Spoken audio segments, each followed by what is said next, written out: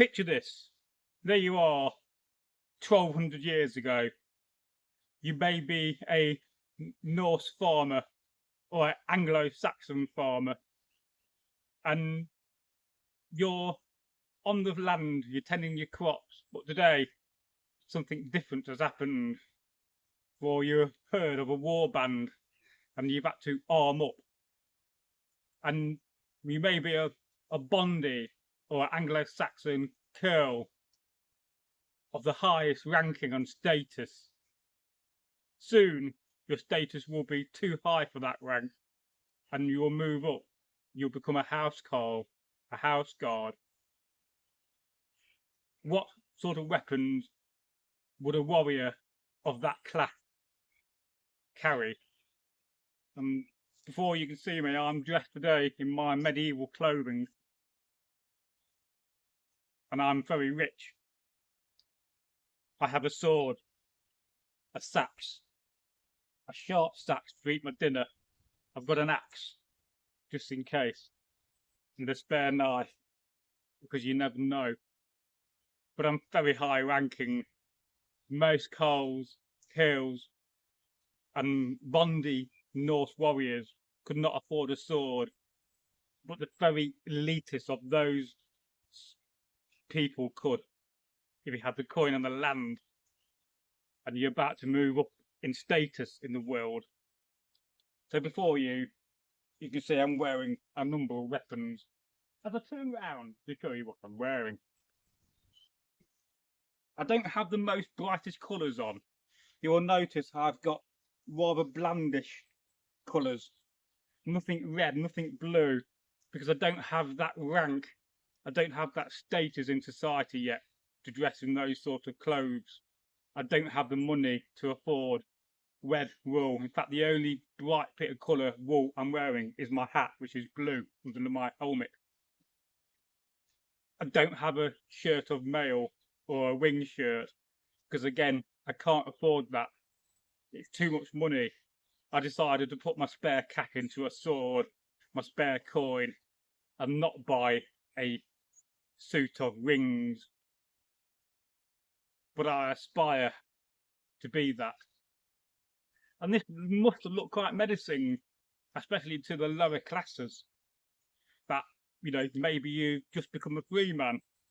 Maybe you're a slave and you've been granted your freedom. I would look rather superior to most of those people and most of the average farmers and workers and fighters in any heathen or Anglo-Saxon army. And please, let's not forget people like the Jutes, the Angles, who gave the name to Angleland, and the Frisians, one of my favourites. And the Frisians are so underrepresented on this channel and on many other channels. But one day I will address that. So, I'm sure you agree. I look quite tough. What does this say? This says that I'm a man with experience. I've been to war. I've survived. And I've done well for myself. At this point in my life, during the 8th and 9th century, I would be in my 40s, the prime of my life, which is probably way higher than the average age, which is probably in the 30s and early 40s. So I will be regarded as an older.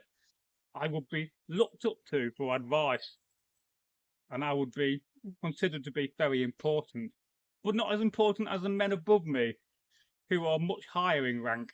And there are many, but there are more peasant warriors than there are elitist warriors. I would say for every elitist warrior, there will probably be 20 average farmers type warrior who would be called up to fight. Because you've got to defend your land. If you don't defend your land, you don't do what your lord tells you to, or your earl, or your jarl, then you'll be in trouble as well, because that's disrespectful. And that's one thing in society in the medieval times you cannot afford to be. You cannot afford to be disrespectful to your kin and the people that are higher above you. And, you know, I'm very lucky today, for today I am indeed carrying a pattern molded sword. So this says status, this says wealth. And, you know, normally I would have a shield, but I left my shield at my longhouse. I'm just walking about the land a little bit around my longhouse. I'm waiting for some of the men to gather so we can march off and fight this warband.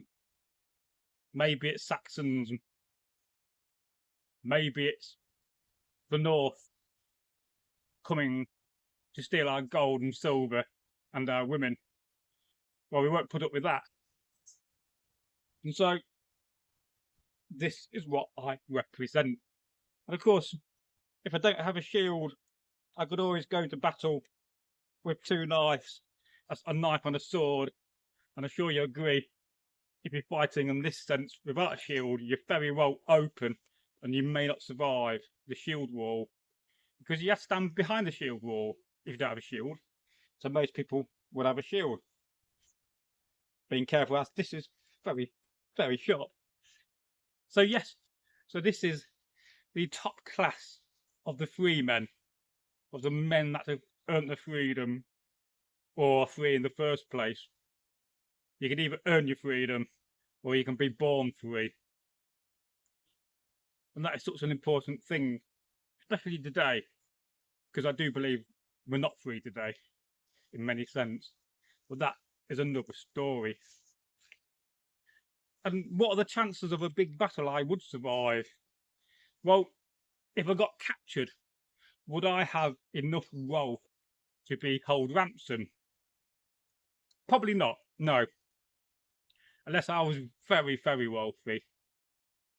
And then my captors may say, well, you're not the highest rank, but you certainly got enough money to afford a ransom from your family, so we're going to keep you captive until they pay up a large bag of silver or gold. That may have happened. Or I may have just been executed, you know, a sword in the back, weapons stripped, because they were the most important things I carried. And especially this, because this is very desirable, not only to the Saxons, but to the North people as well, because we love our swords, and this is such an expensive item. As a Saxon or a North warrior, I could sell this and buy a nice piece of land. But then I'm down to an axe. I'm down to a sax to defend myself. So this, when somebody sees me fighting with this will scare people. This is menacing. This is deadly and brutal. Limbs flying, bodies all over the floor, fields of blood, ravens in the sky, waiting to peck the flesh of the dead. But what do you think? What do you think my clothing fundamentally says? So again, I'm wearing a very brownish trousers. These are the trousers of Egil Thorson. And I must say, they're very, very warm. I'm wearing two tunics or skirtles which I've made myself over the years, linen and wool, but they're very pale colours. But I do have a little bit of decoration around the edge, but it doesn't quite denote my wealth. I'm wearing a grey cloak because I can't afford a colourful cloak, but there are many legends. You could call me Braggy Grey Cloak. Perhaps back in the day, if I wore this a lot, that may have been my name or nickname, because not only the Saxons but the Norse were very familiar and happy to give people nicknames. Either the Boneless, for instance. Ragnar Hairy Breeches. It is a very old tradition, but it still continues today. I've had many nicknames in the modern world, from pandemonium to psychedelic, but that's another story. So, yes, and let's have a close-up of this sword. That is such a superb bit of kit, and very expensive. You won't get one of them for less than £2,000 to £3,000, believe it or not. But you always got to make sure when you put it away that you look at the scabbard. It's very difficult to put a sword away without looking. So yes, a wealthy man moving up in rank, and then if we carry on, maybe in 10 or 20 years, I could end up being a housecarl or even a earl, because in those society, anybody could go up in rank if you had the determination, the money, and the respect from the people you fought with. And if people respected you, they would want you to be a leader of men. But what do you think? Let me know in the comments below. Viking or Viking. Well, that'll do, mate.